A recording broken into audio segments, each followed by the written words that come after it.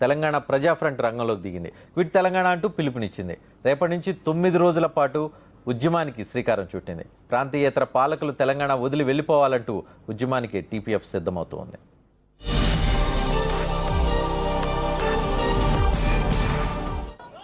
పది నెలల క్రితం సకల జనుల సమ్మెతో తెలంగాణ ఉద్యమం ఉధృతంగా సాగింది. తీవ్ర స్థాయికి చేరింది.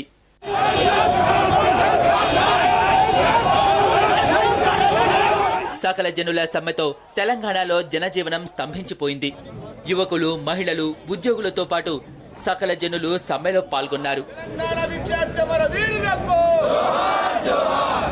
సకల జనుల సమ్మెకు దిగొచ్చిన కేంద్రం సమస్యను పరిష్కరిస్తామని హామీ ఇచ్చింది.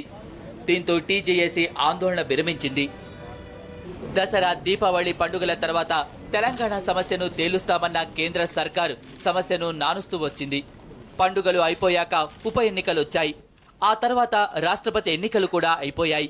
ఎప్పుడు ఏదో ఒక సాకు చెబుతూ వస్తున్న కాంగ్రెస్ అధిష్టానం రాష్ట్రపతి ఎన్నికల తర్వాత కూడా ఉలుకు పలుకు లేకుండా మౌనం పాటిస్తోంది. మరోవైపు టీజేఏసీతో పాటు కేసీఆర్ కూడా సైలెంట్ అయ్యారు. తెలంగాణ ఉద్యమం స్తబ్దుగా మారింది. దీంతో మళ్లీ తెలంగాణ వేడి రగిలించేందుకు తెలంగాణ ప్రజా ఫ్రంట్ రంగంలోకి దిగింది. క్విట్ తెలంగాణకు టీపీఎఫ్ పిలుపునిచ్చింది. ప్రాంతీయేతరుల పాలనను ఒప్పుకోమని, ప్రత్యేక రాష్ట్రం ఇవ్వాలని టీపీఎఫ్ డిమాండ్ చేస్తోంది. తెలంగాణ ప్రజల్ని పాలిస్తున్న స్థానికేతరులు ఈ ప్రాంతం నుంచి వెళ్లిపోవాలని టీపీఎఫ్ డిమాండ్ చేస్తోంది. దీనికోసం క్విట్ తెలంగాణ పేరుతో 9 రోజుల ఉద్యమానికి శ్రీకారం చుట్టింది. దీనిలో భాగంగా హైదరాబాద్తో పాటు తెలంగాణలోని అన్ని మండల కేంద్రాల్లో ఆగస్టు 1 నుంచి 8 వరకు నిరసనలు, ధర్నాలు చేస్తారు. ఆగస్టు 9న తెలంగాణలోని అన్ని జిల్లా కేంద్రాల్లో పెద్ద ఎత్తున ఆందోళన కార్యక్రమాలు చేపడతారు. ఇది ఆరంభం మాత్రమేనని టీపీఎఫ్ నేత వేదకుమార్ చెబుతున్నారు. సీమాంధ్రకు చెందిన సామాన్య ప్రజలను తాము వ్యతిరేకించటం లేదని, తమ నీళ్లు, నిధులు, ఉద్యోగాలు కొల్లగొడుతున్న వారిని, సీమాంధ్ర పెట్టుబడిదారులను మాత్రమే వ్యతిరేకిస్తున్నామని ఆయన చెప్పారు. వలస పాలకులను మాత్రమే వెళ్లిపోవాలని కోరుతున్నామన్నారు. తాము శాంతియుతంగా ఉద్యమం చేస్తామని, అయితే అది ఎటు మళ్లుతుందో చెప్పలేమన్నారు. ప్రజల చేతికి వచ్చిందంటే మాత్రం ఎవరు ఆపలేం వాళ్ళని మనం. కాబట్టి ఇప్పటికీ ప్రజాస్వామ్యం బద్ధంగా ఉన్నాం. మమ్మల్ని అలా ఉండనివ్వండి, మా ప్రాంతం మాకు వదలండి.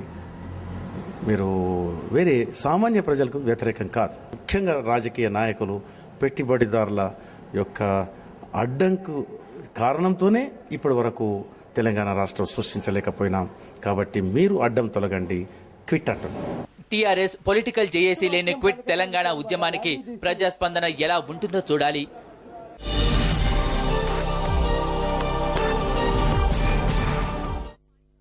ఈ అంశం మీద చర్చను చూసే ముందు చిన్న బ్రేకింగ్ న్యూస్. కేవీపీ రామచంద్ర ఈరోజు గాంధీ భవన్లో ఆగ్రహం వ్యక్తం చేశారు.